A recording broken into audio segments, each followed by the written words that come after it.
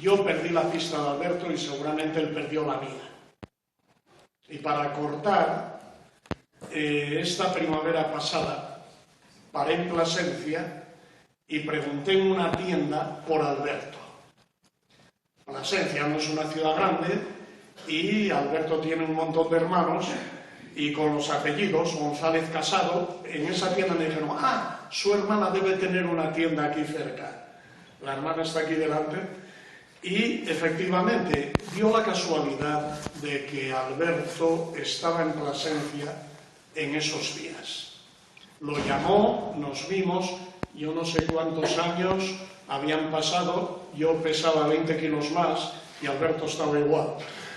Y bueno, me enteré de toda su trayectoria y hasta hace un par de meses que me llama, nos habíamos escrito mientras tanto, me llama y me dice que está en Plasencia por bueno, un funeral y demás de un pariente y coincidió en ese momento, ya le voy a dejar hablar, coincidió por esos días el golpe en Bolivia. Él había llegado de Bolivia y ya no regresó. La biografía de Alberto, bueno, es licenciado en Geografía e Historia, doctor en Historia por la Complutense. La tesis que presentó en la Universidad Complutense tiene que ver con su trayectoria, no solo profesional, yo creo que vital, yo creo que ideológica también, porque tiene que ver con la revolución sandinista. Estuvo en Nicaragua 7 años, me parece, y claro, también estos días, ¿cuándo llegasteis, Sandy? Ayer, hablamos del fracaso de Nicaragua, ¿no? Y demás. Y después, bueno, en Nicaragua sí, estuvo de maestro popular en Jinatega, técnico de alfabetización en Nicaragua, codirector del programa de apoyo al sistema educativo alternativo en Bolivia, con la Agencia Española de Cooperación al Desarrollo, del 2007 al 2011. Ya entonces empezó a colaborar con el Ministerio de Educación de Bolivia y fue asesor del viceministro de Educación para políticas alternativas y especiales. Me sorprendió mucho cuando, hablando de esto, me dice que han conseguido reducir el analfabetismo en Bolivia al 4%. Eso es bastante más bajo. Voy a contar una anécdota también. Yo viví en La Palma 5 años, que quizás fueron los más agradables de toda mi vida, y como siempre estaba metido, ya sabéis en qué, pues en unas elecciones en La Palma estaba en el Colegio Central de Santa Cruz de La Palma y repasando la lista de electores, era el año 83 creo, repasando la lista de electores, 800 y pico, me encuentro con 90 analfabetos, 10% de la población adulta en la isla que pasaba por ser la más culta de las Islas Canarias. La más culta, la más verde y la más roja. Tenía esas 3 características. O sea, Bolivia hoy tiene menos analfabetismo que La Palma hace 35 años. Creo que es un enorme logro del gobierno de Evo Morales, ¿no? Ha hecho multitud de publicaciones, talleres educativos, etc. Y ha colaborado en el nuevo currículo. Yo creo que colaborar es poco, pero bueno, en el nuevo currículo de la Ley de Educación de Bolivia y en su desarrollo posterior. Y ya os voy a dejar con Alberto. Quiero advertir que, ya le dije a él que no se extendiera demasiado para que hubiera participación de los asistentes con preguntas. Hay que insistir en ese aspecto, preguntas. Yo mismo a veces cuando pregunto suelto un rollo y hago una tesis. Vamos a ver si nos ceñimos a preguntar solamente cosas concretas, ¿no? a Alberto. Y ya os dejo con él. Alberto González Casado. Buenas noches. Muchas gracias, compañero, al Ateneo Obrero, a mi amigo Alejandro, al Ateneo Republicano, todos los colectivos, y muchas gracias a todos ustedes por asistir a un acto que ya de principio se llama No al golpe de Estado, y se supone que estamos aquí para condenar este golpe y, como antiguamente se hacían, actos de solidaridad, de ver cómo estaba el mundo y de luchar contra las injusticias. Gracias por estar aquí. Voy a contarles un poco mi testimonio como un pequeño colaborador en todo este trabajo, algo que a mí me hacía ilusión después de haber trabajado en el tema de alfabetización en Nicaragua, porque mi abuela era analfabeta y era una deuda que yo tenía y que me hizo dejar mi trabajo de profesor de historia y dedicarme más a esta tarea, ¿no? Y contarles un poco cómo ha sido el golpe de Estado en Bolivia. Primero, antes que nada, quería saludarles en la lengua del lugar donde he estado, que es La Paz, que es el Aymara, Asqui Haipu Kipana Gilatanaka Cuyacanaka. Traducido literalmente significa buenas tardes a todos, hermanas y hermanos que están aquí con nosotros, ¿no? Y quiero decirles que el relato que les voy a hacer de la historia del golpe y de las consecuencias, que es de lo que vamos a hablar, es un relato que quiero hacer desde la parte de los derrotados, de la parte del sufrimiento humano. Es decir, no todo lo que triunfa, no todo lo que gana, como ahora mismo un golpe de Estado, es bueno. Y normalmente en la historia estamos acostumbrados a que ganen los malos, y esta es un ejemplo. Y yo quiero hacer una reivindicación, y empezando ahora por un recuerdo a los 36 muertos, más de 1000 heridos, miles de detenidos, torturados, periodistas maltratados, silenciados, mujeres de pollera humilladas, dirigentes sociales a los que se les ha quemado la casa, a los que han acusado injustamente, dirigentes y políticos exiliados, perseguidos. La mayoría de mis compañeros responsables de las políticas educativas del Ministerio de Educación ahora están huidos, están escondidos. La última noticia que tengo es que hay una orden de investigación, de montar infundios contra 592 funcionarios públicos. Imagínense, nosotros teníamos 20 ministerios, lo que eso supone, pues todos los responsables, ministros, viceministros, y las acusaciones que se están levantando ya contra el presidente, el expresidente, contra los colaboradores más cercanos, pues son terrorismo, sedición, cosas bárbaras contra personas que han defendido sobre todo la vida. Si el presidente Evo se ha ido de Bolivia, ha sido para evitar enfrentamientos. Fíjense, la fuerza que en ese momento tenía la movilización popular era muy grande, y haber dado algún instrumento de defensa a esa gente, no sé quién hubiera ganado, pero seguro que iba a haber muchos muertos. Y el presidente, cuando se va, dice: me voy porque quiero evitar pérdidas humanas. En el periodo de gobierno del presidente Evo no hubo una sola muerte propiciada por el gobierno. Cuando la Constitución murieron 2 personas asesinadas por policías del gobierno, pero en contra de las órdenes del gobierno. En uno de los últimos acontecimientos hubo otro muerto, pero siempre el presidente se enfadó, regañó a los responsables, instruyó que investigaran, porque la vida humana es sagrada, en un proceso que se basó en la filosofía indígena, en la cosmovisión indígena del vivir bien, y que tiene como primer punto respetar la vida humana. Luego, convivir con la naturaleza en armonía, convivir en comunidad, compartir lo que se tiene. Esa es la filosofía que ha inspirado el Plan Nacional de Desarrollo, todas las políticas del gobierno que ha durado estos 14 años, desde el 2006 hasta el 10 de noviembre del 2020, ¿no?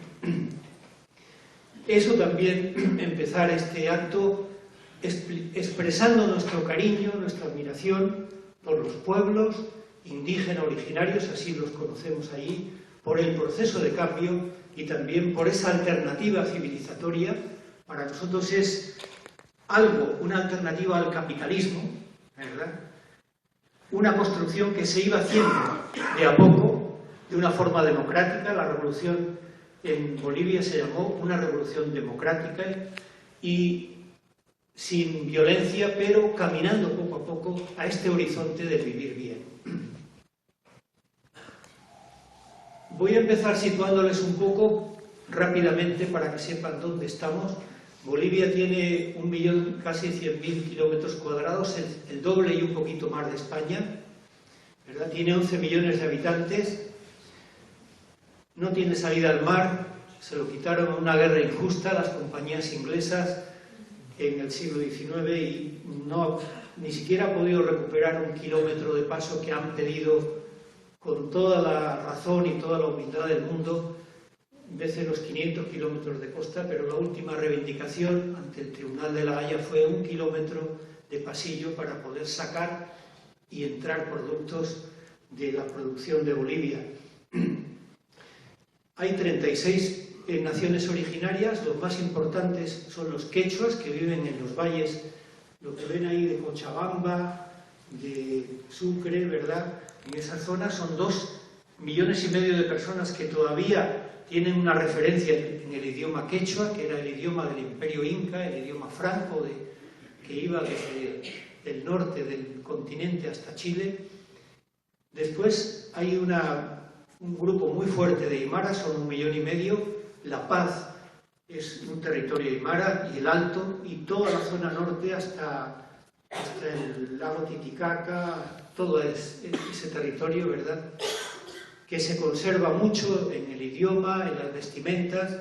La vestimenta más importante o más conocida es esta que ven ustedes en la portada que teníamos aquí, es la pollera de las mujeres. Los hombres han perdido más a ver si logramos la indumentaria, ¿verdad? Bueno, no soy capaz de pasar para atrás. Pero después hay un grupo menos numeroso, que son los guaraníes, ya son 200, 300.000. Al otro lado de Bolivia hay... A ver si consigo volver otra vez al principio, perdón. Sí, aquí están. Miren, los dos personajes importantes ahí en esa manifestación. Ahí aparece una mujer de pollera. Esa es la pollera aymara, ¿verdad? Y es lo que...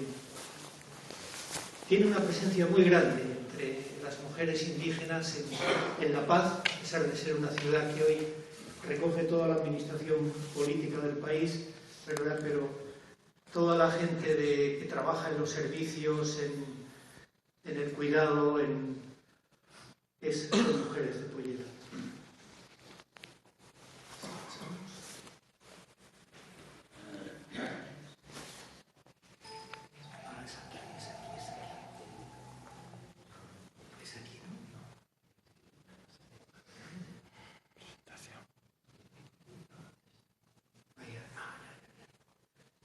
Bien, les estaba presentando un poco el panorama.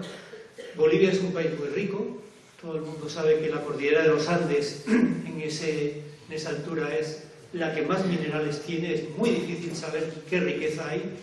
España, desde el siglo XVII, sacó cantidades ingentes de plata de un cerrito, el Cerro Rico de Potosí, ¿verdad?, que llenaron de monedas Europa. Pero sigue teniendo, por ejemplo, una reserva muy importante, las más importantes del mundo, de litio, aproximadamente el 70%. El litio es muy importante para las baterías de los coches eléctricos y también para la industria de armamentos. Y una buena parte de las reservas de litio están en el Salar de Uyuni. A este golpe se le ha llamado también el golpe del litio. Detrás de toda esa parafernalia de democracia, de Biblia, de integrismo, de barbarie que han sacado a la luz, está el litio, está el gas. Bolivia es un gran productor de gas natural. Una de las empresas más importantes que extrae gas es Repsol. Lo exporta a Argentina y a Brasil. Buena parte de la industria brasileña y de Argentina funciona con el gas boliviano. El gas boliviano está nacionalizado, todavía no lo han privatizado, ese es el interés ahora del nuevo gobierno. Antes del 2006, de mayo del 2006, que era propiedad de las grandes empresas como Repsol, la Shell, la Gulf, etc., estas empresas pagaban un 16% de regalías de los, digamos, beneficios que tenían, pagaban eso al Estado. Eso suponía unos 800 millones de dólares al año. Con el gobierno de Evo se empezó a cobrar el 50%.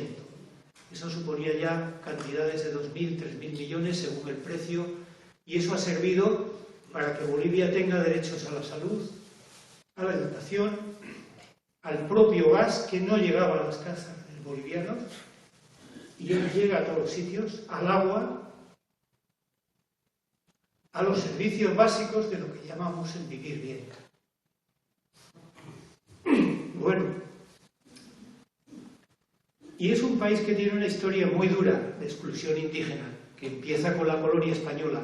Los indios eran sucios, eran bestias de carga, eran lo peor, analfabetos, despreciados hasta épocas muy recientes. El ejemplo más claro que hemos vivido nosotros como educadores allí es que hasta 1930, fíjense, no se crea la primera escuela indigenal. Es decir, en un pueblo en Guarizata, en el norte de La Paz, por primera vez los indios tuvieron derecho a entrar en la escuela. Estaba prohibido para cualquier indígena ir a la escuela.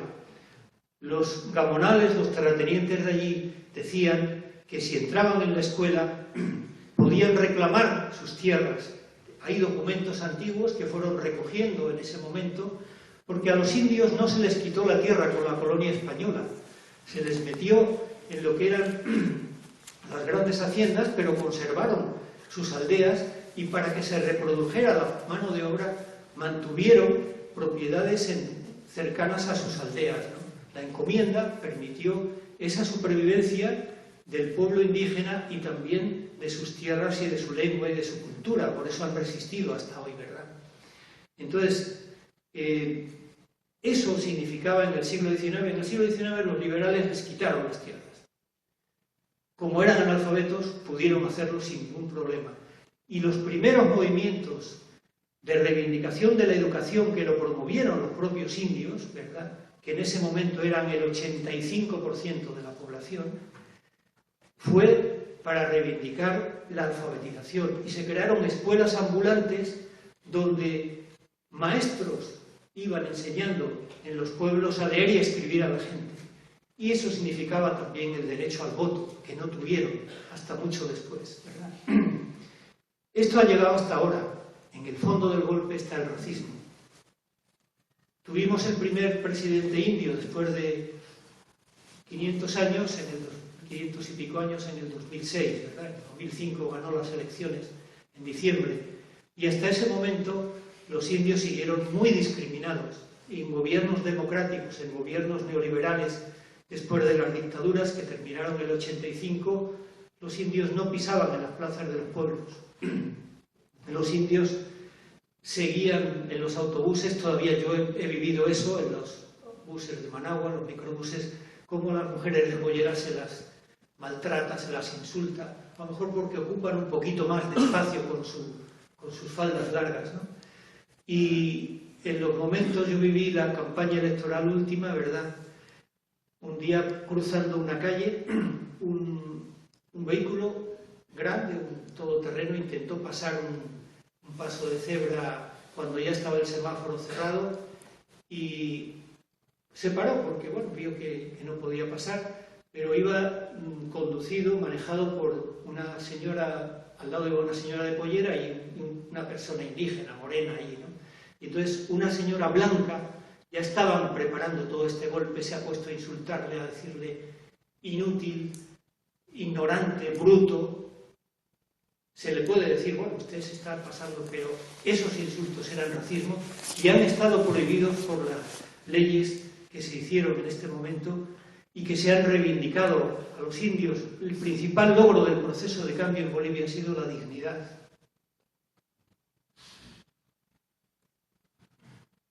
Después de 500 años, veías en un acto como este a muchas mujeres de pollera.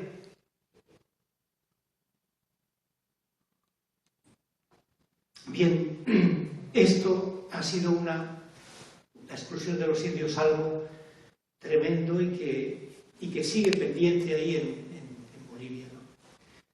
Es un país que ha tenido unas dictaduras terribles desde el 64 al 85, con una persecución especialmente contra los indios, contra toda la población, contra la gente de izquierdas. En el 67 muere Ernesto Guevara y luchando con un gobierno dictatorial, el gobierno de Barrientos, y luego tiene este periodo neoliberal del 85 al 2005, donde se siguen manteniendo las mismas estructuras oligárquicas, el mismo desprecio al indio, la misma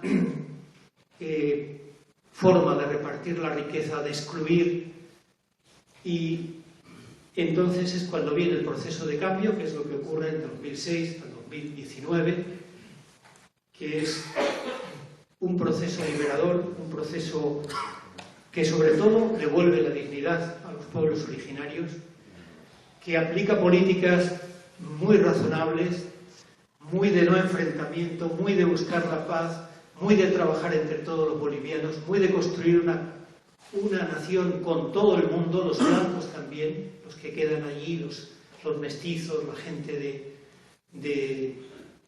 que ocupa los cargos de la administración, muy de construir entre todos un país y lejos del racismo, lejos de la discriminación. Este es el principal sello del proceso de cambio, su principal logro, en una charla como esta, que eran en el Banco Central y que se celebraban con el vicepresidente, con los mejores intelectuales del mundo, una especie de ciclo de conferencias que se llamaba Bolivia en el centro del mundo, algo así. Veías a muchas mujeres de pollera. Y eso era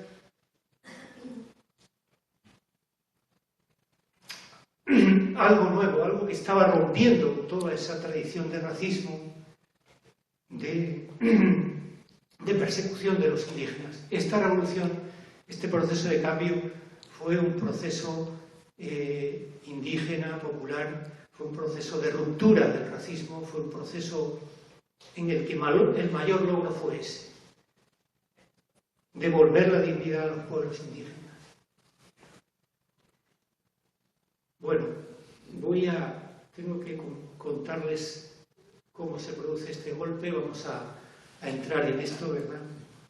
Quizá antes de nada quiero salir de ahí y ponerles un video, porque eso vale más que 1000 palabras. Voy a ver si puedo acceder a salir de aquí.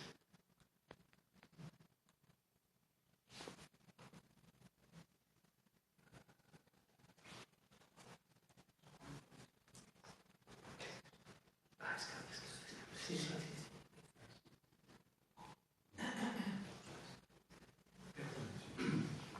Tiene unas imágenes un poco duras, pero bueno, son vídeos populares, es decir, el golpe ha sido silenciado totalmente, ha habido una persecución contra todas las imágenes, pero por suerte hoy tenemos los WhatsApp, tenemos todo eso, y la gente ha grabado. Son grabaciones hechas por miles de personas, hay miles de WhatsApp de este tipo, y esta es una que he escogido, pero que les va a contar un poquito qué es lo que ha sucedido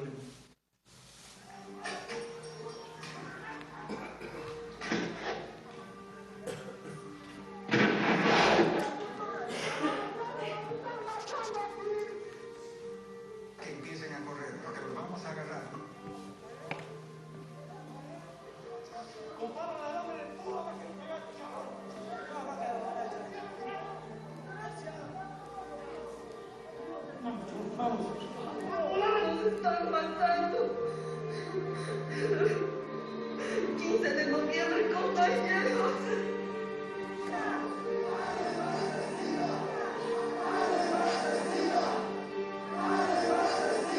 Estamos sufriendo, nos están matando con balas, ni siquiera con balines.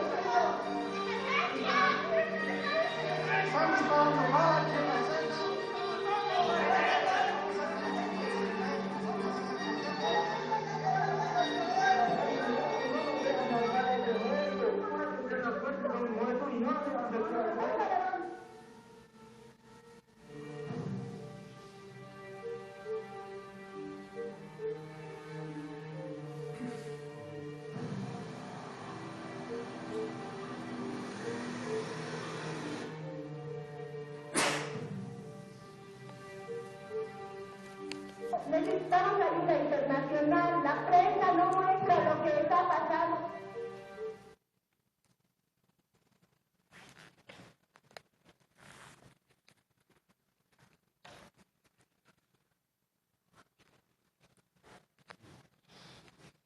Son vídeos caseros en la mayoría y son, pues, pero que les cuentan lo que ha ocurrido, ¿no? Aproximadamente, no se sabe por qué ocultan los muertos, pero un número importante.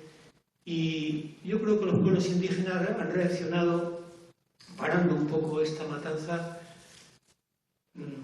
porque, claro, son millones de personas las que apoyan al Evo y las que salieron en la calle, sobre todo en dos sitios, en Cochabamba y en el Alto.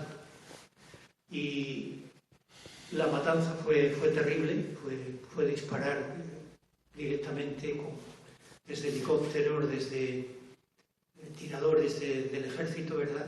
Y la policía.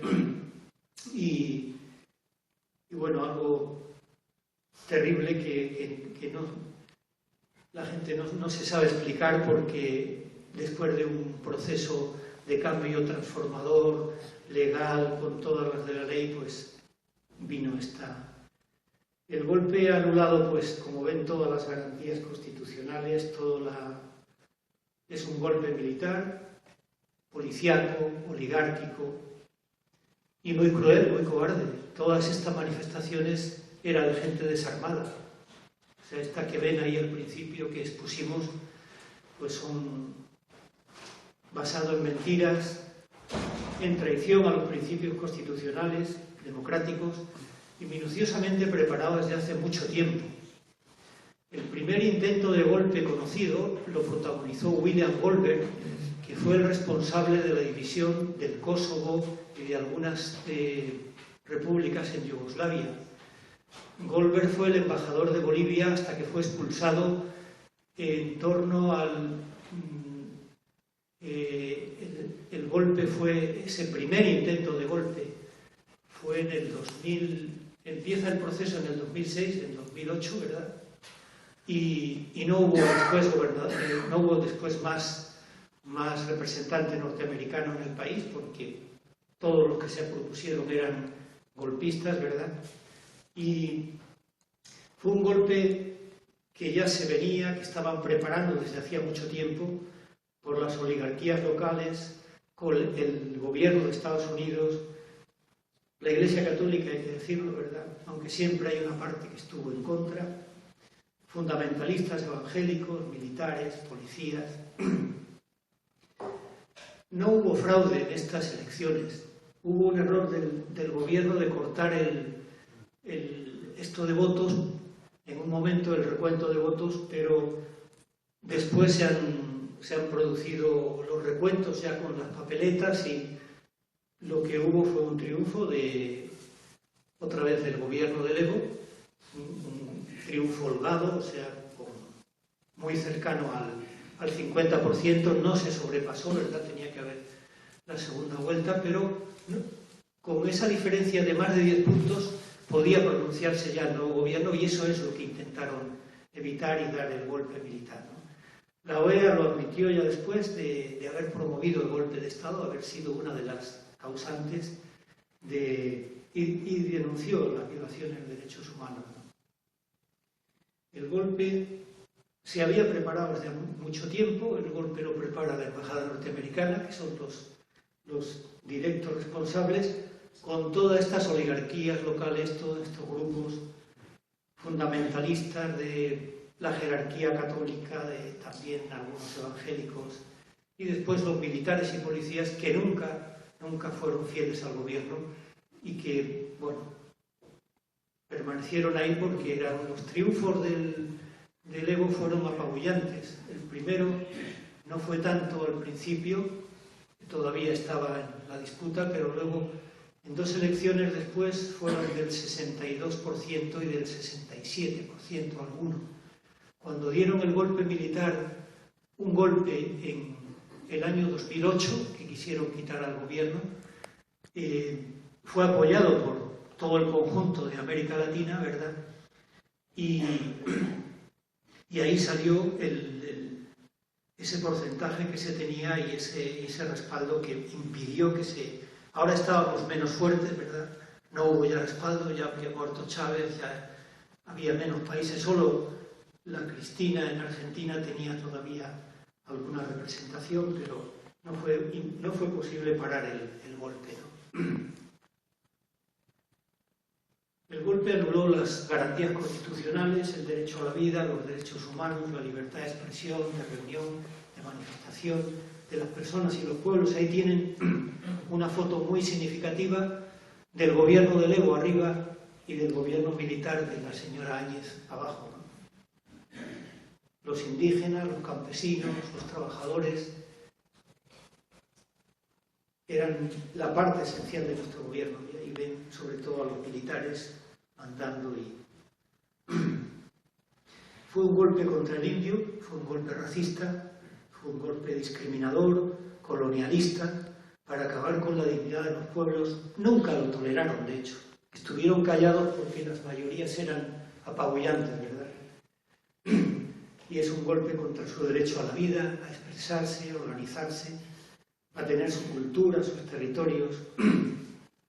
Bolivia había dado grandes pasos, digamos de una forma bastante tranquila, ¿verdad? Pero su constitución, aprobada por una mayoría muy grande en el Parlamento, pues lo convirtió en un Estado plurinacional, que reconocía por primera vez en la historia y como ejemplo para muchos pueblos que Bolivia estaba formada por 36 nacionalidades, naciones, pueblos originarios, ¿no? Y se reconocían sus derechos a sus tierras, a su organización. Ahí ven las imágenes, por ejemplo, como esto es una manifestación del Alto.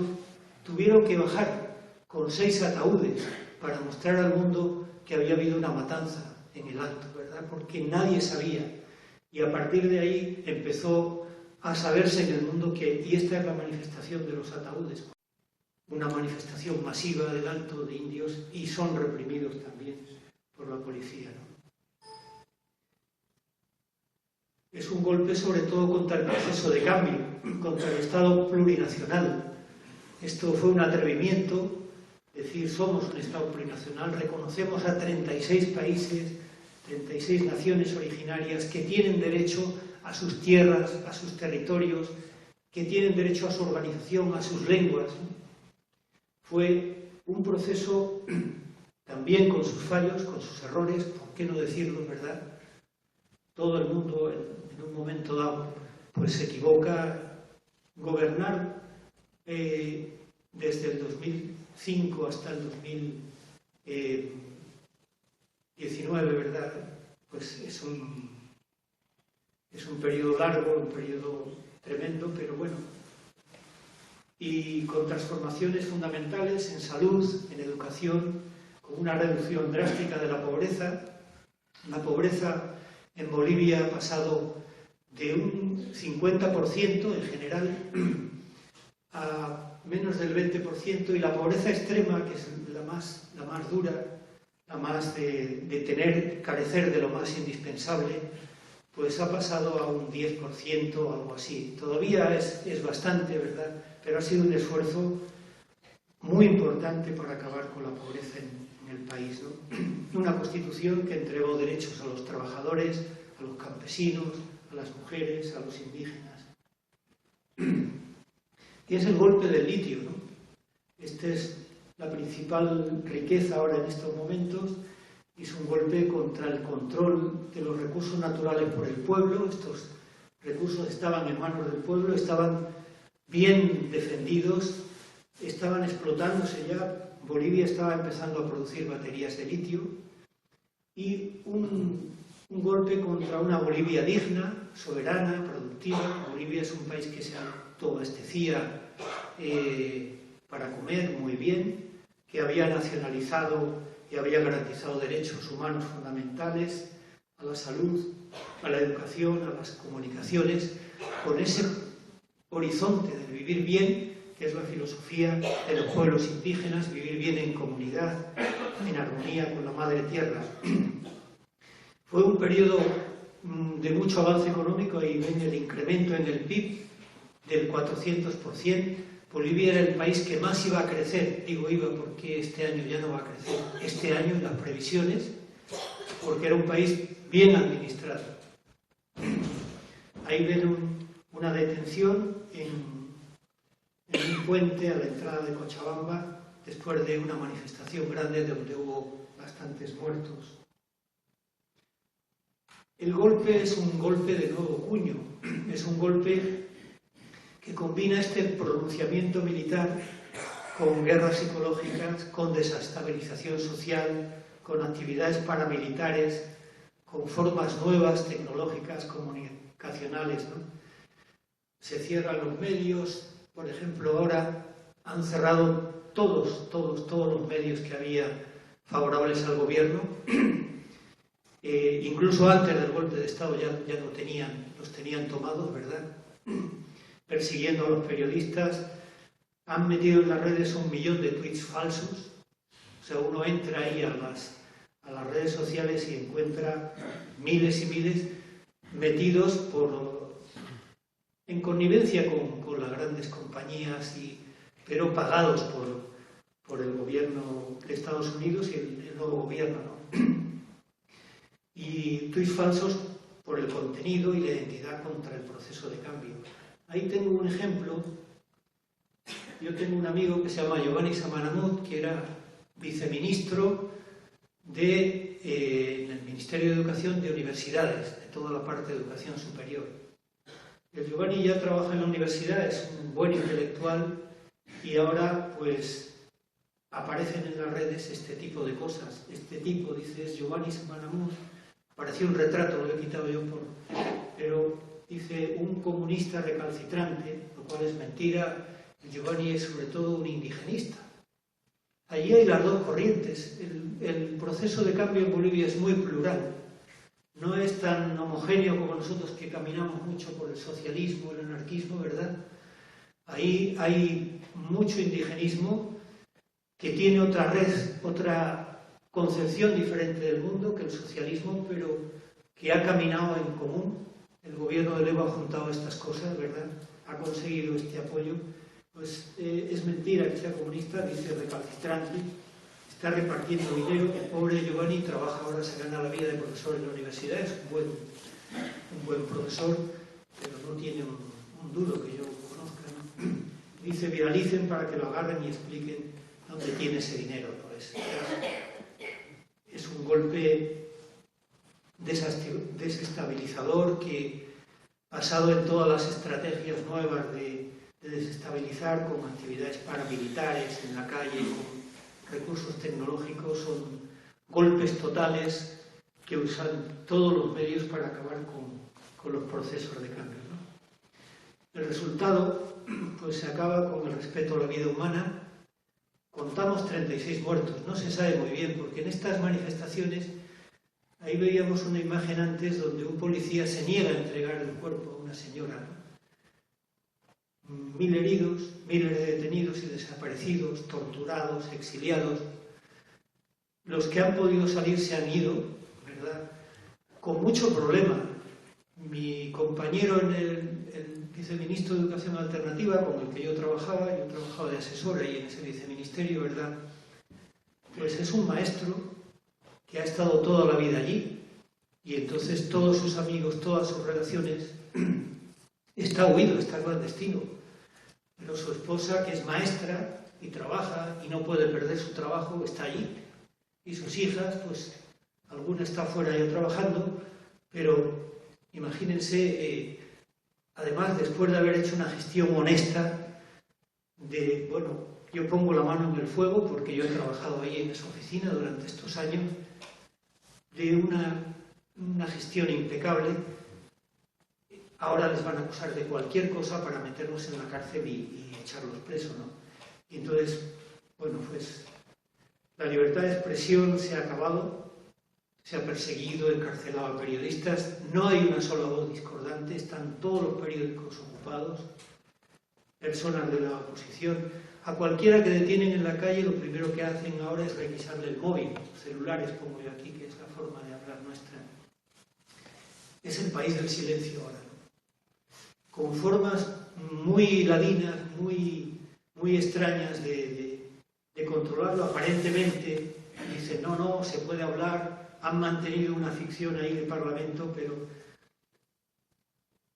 exaltan el racismo, el odio al indio, la humillación, el irrespeto a la huipala, que es esta bandera que ven aquí en estos de los pueblos indígenas, y sobre todo persiguen la organización y la participación popular.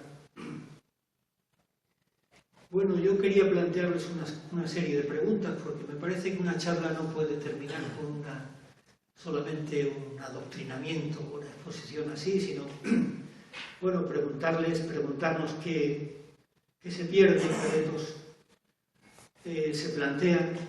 Pues lo que perdemos ahí, nosotros como educadores, que es el trabajo que teníamos, era una educación transformadora, una educación inclusiva, una educación que no solamente había reducido el nivel de analfabetismo, menos de lo que he dicho, las últimas cifras nuestras eran del 2,3 y seguíamos trabajando en eso, en el Ministerio de Educación, en el viceministerio nuestro. Es decir, son cifras muy reducidas, muy pequeñas, desde que llega al poder el gobierno de Evo, que sobrepasaban el 16, por el 20%, ¿no? Y que afectaba especialmente a las mujeres y a los pueblos originarios. Es una educación que ha servido para transformar el país, que ha reivindicado la dignidad de los pueblos, que ha acabado no solamente con el alfabetismo. Estábamos en una campaña de primaria ahora, para llevar a todo el mundo a la educación primaria. Teníamos también un programa de formación, de reconocimiento de saberes de la gente, porque mucha gente allí no ha podido estudiar, la mayoría ha pasado estos periodos de exclusión hasta 1940 y después también mucho más, ¿verdad? Y entonces, pues eran arquitectos, de hecho, construían casas, pero no tenían el título. Todo eso se ha reconocido. Ha sido un trabajo nuestro, del Viceministerio de Educación Alternativa y Especial, en el que hemos trabajado. La salud universal, se estaba a punto de conseguir esto, con la oposición de los médicos, que eran una casta igual que nuestros maestros elitistas. O sea, las diferencias sociales ahí son mucho más grandes. Ser maestro o ser médico eran... Y a pesar de tener muchísimos médicos, muchísimos maestros que estaban trabajando con nosotros, todavía la mayoría estaba reivindicando, por ejemplo, nosotros quisimos poner 8 horas, los médicos trabajaban 7 y se negaron, hicieron huelgas terribles, ¿no? Pero en la salud de un pueblo que en ese momento necesitaba eso, había que dar 8 horas y no querían, ¿no? Los derechos a la vivienda, al agua, a la energía, al transporte, todo esto se han reconocido allí como derechos humanos y se ha trabajado para que fueran gratuitos o casi gratuitos o con mucha subvención, ¿no? El agua, por ejemplo, ha llegado a todos los sitios. Y la vivienda, por ejemplo, había un programa ahora para los jóvenes que daba muchas facilidades para tener vivienda. Un familiar mío, joven, fue a unos pocos días después del golpe a solicitar un crédito que antes existía para la vivienda de jóvenes. Dijeron, eso ya no existe. Sobre todo la soberanía y el uso de los recursos naturales. en este periodo pues se han nacionalizado casi todos los servicios públicos, todo lo que se ha podido. Los aeropuertos, que eran de Florentino, en fin, el agua las compañías de electricidad de La Paz, que eran de Iberdrola, ahora son bolivianas. Ha habido un proceso de devolución de la soberanía al pueblo. Se repartió mucha riqueza, o sea, todo este beneficio del gas, que antes se conseguían 800, ahora 3.000, 4.000 millones por año de beneficios, eso se ha repartido en bonos. Por ejemplo, la renta dignidad es una garantía de que toda persona mayor de 60 años tiene una renta mínima. Y eso es muy importante para los campesinos que trabajan en economía informal, no tienen seguridad social, no tenían hasta ese momento, y por primera vez han tenido lo que se llama renta dignidad. Pero también las mujeres embarazadas durante 1 año, 2 años tenían este apoyo, los niños tenían el bono Juancito Pinto, que era para los libros a principios de año, y sobre todo la dignidad.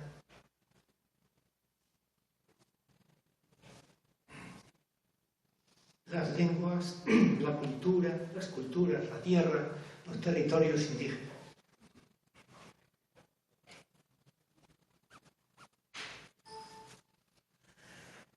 Bueno, los pueblos indígenas en Bolivia siguen hoy luchando por la descolonización, la despatriarcalización. A pesar de todo este golpe, la economía social y comunitaria, la soberanía, la participación en tierras, territorios, todo eso es lo que se pierde con el golpe, pero digamos, lo que no se ha perdido es ese pueblo organizado, ese pueblo que ha estado luchando, esa conciencia, ¿no? Con el golpe Latinoamérica es menos fuerte, aunque tiene un camino trazado a la descolonización, que era una de las cosas más importantes, el vivir bien hacia los derechos de los pueblos originarios en el continente. Y los pueblos del mundo tienen un ejemplo de lucha en su camino por la justicia, por la paz, en un impulso civilizatorio contra la hegemonía capitalista, ¿no? Aquí he ido poniendo algunos logros del proceso de cambio. Por ejemplo, la mitad de los cargos públicos eran ocupados por mujeres, de los cuales el 68% eran indígenas. ¿Qué se espera ahora? Para ser francos y no equivocarnos, pues esta gente ha venido a quedarse y a robar. Y han dado un golpe de Estado cruel y ignominioso contra la gente más humilde, contra las grandes mayorías del país, contra el 47% que ha votado al presidente Evo y al proceso de cambio, ¿verdad? No van a permitir unas elecciones, han convocado una para mayo. Si no hay garantías, no van a ser elecciones libres. Y hasta ahora no las está haciendo, no las está viendo, y está viendo protestas de los movimientos sociales. Han dejado claro a España y a Europa quiénes son los dueños ahora. Ya saben que protestaron por una visita de la encargada de negocios de España a la encargada de negocios de Venezuela,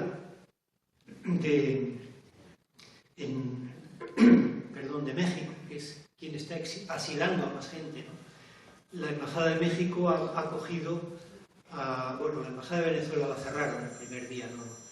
Pero México ha acogido a varios ministros importantes, al ministro de Presidencia, a todos los que ha podido acoger en ese espacio. Y España ha colaborado también, ¿verdad? Ha sacado gente hasta la frontera, eso ha salido cuando ha pasado esto. Y por eso están castigándola, porque ahora los amos son otros. Aunque España sigue teniendo Repsol ahí, ¿verdad? Es la que más gas saca de los yacimientos de Bolivia, pero tenemos un gobierno progresista y ha actuado con un poco de vergüenza. No dijo, solo Borrell en un momento dijo, bueno, esos militares, pero no condenó el golpe. Quizá por la Unión Europea, porque están interesados en lo que viene ahora, ¿verdad? Pero sí, me consta, porque nosotros hemos llamado para librar a personas de la persecución y asilarlas en la Embajada Española, y nos han dicho, están abiertas. Y eso es lo que estaban protestando estos sinvergüenzas y estos asesinos. Porque España estaba dando asilo a la gente. Ahí está todo el problema, ¿no?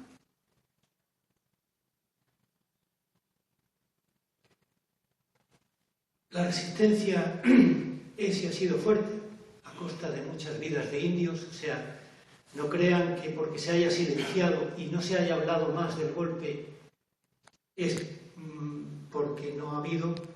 Han sido masacres terribles, han disparado, como han visto ahí al principio, desde helicópteros, desde aviones contra personas que iban desarmadas totalmente. Las manifestaciones han sido pacíficas, pero sí han temido lo que se hacía siempre durante el proceso de cambio y antes, cuando había un intento de golpe, bajaban 1 millón de indios del alto.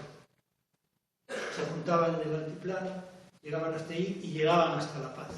Cerraban todos los comercios, cuando había peligro de que la Constitución no se aprobara, eso temían. Y lo han cortado con matanzas muy, muy duras, muy criminales, muy asesinas, disparando contra... Ahí veían las cifras de niños, de mujeres, de personas asesinadas, ¿no? Para garantizar la codicia, el servilismo al imperio de la policía, de los nuevos dirigentes, ¿no? Las modalidades y formas de resistencia pues recogen esta sabiduría ancestral de lucha anticolonial, antioligárquica. Los indios durante este periodo han apoyado ciegamente al Evo. Las votaciones en el altiplano, en todas las elecciones que es donde más organización había, Aymara, pues eran del 90% de apoyo al proceso de cambio. Y a mí me lo explicaba la Simona, una mujer que trabajó en mi casa arreglando las cosas en un momento en que yo estaba muy ocupado en ese programa de cooperación española, y la Simona siempre me decía, y se lo decía a todo el mundo, mire, nosotros tenemos que apoyar al presidente, no por nada, sino porque es el único que siente igual que nosotros, que ha sufrido igual que nosotros, y pese a los errores de los gobiernos que ha tenido el Evo, que ha habido mucha gente que ha metido la pata, que ha intentado robar y eso, no ha habido mucha corrupción, ¿eh? Pero bueno, siempre había gente, porque estamos en una sociedad capitalista y no se ha eliminado, pero siempre estaba ahí esa confianza de los indios en una persona que era igual que ellos y que no les traicionó. Contra el Evo sí, no hemos tenido ninguna duda, ha metido la pata en muchas cosas, ¿verdad? Por ejemplo, se critica que no tenía que haberse presentado, posiblemente sea verdad, hubo un referéndum y salió perdiendo, eso, ahora mismo, el golpe lo hubieran dado de cualquier manera, ¿eh? Hubiera hecho esto o no el Evo, o sea, no, lo quisieron ya desde el 2008 y lo he intentado muchas veces sin éxito. Pero bueno, esta sabiduría india ha sido el principal rasgo de esa lucha. Y luego hay una cosa muy buena que nos devuelve y nos da confianza, que es que en el año 94 se creó el instrumento político de soberanía de los pueblos. Se reunió a todas las organizaciones sociales para buscar una alternativa anticolonial, una alternativa que reconociera los derechos de los pueblos indígenas, y eso fue el proceso de cambio. Y ahí ese instrumento político todavía sigue unido, a pesar de los errores, y esta es, digamos, la mejor noticia, la garantía de... Siempre nos planteamos nosotros qué hacer. Yo les hago preguntas después y les propongo algunas cosas. Lo primero, no callar. Hacer una red de solidaridad internacional con los pueblos, denunciar este golpe criminal contra la vida, contra la gente. Se puede hacer esto. Atacar también por donde nos han ganado mucho, que es en las redes sociales, que han conseguido espacios de opinión pública que nunca habían tenido. Las formas directas de lucha son muy, muy, muy importantes en cualquier sitio, con la familia, con los amigos, hay que contarles esta historia de Bolivia. somos muchos más. Bolivia sigue habiendo mucha más gente que apoya el proceso de cambio. Ahí tienen. El salario mínimo aumentó en un 1000% en el proceso de cambio.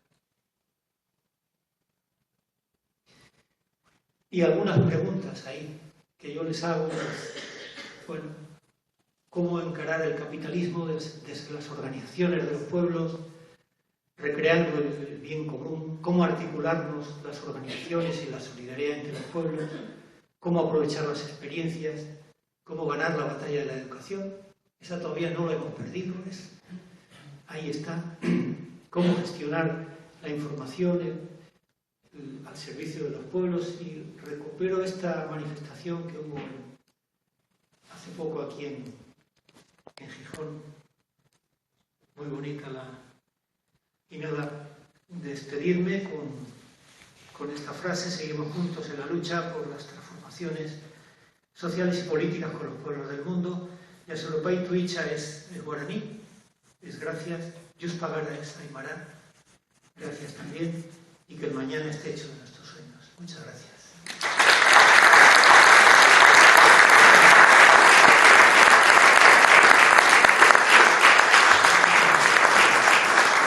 Bueno.